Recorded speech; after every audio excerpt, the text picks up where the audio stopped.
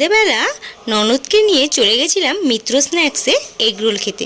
ওখানকার এগরোল তো আমার খুব ভালো লাগে, তাই আমি বললাম চল বুনু ওখানের এগরোলটা টেস্ট কর। তো ওখান থেকে এগরোল পার্সেল নিয়ে নিয়েছিলাম, তারপরে চলে গেছিলাম চাকদার ফেমাস নয়নের কাজু লস্যি খেতে।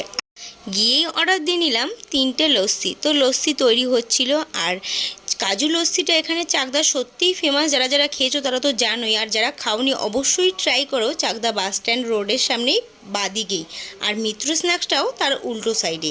তো লস্যি চলে এসছে, দেখেই পুরো লোভ লাগছে। তো এইদিকে আমাদের বড়মশাই খাচ্ছে।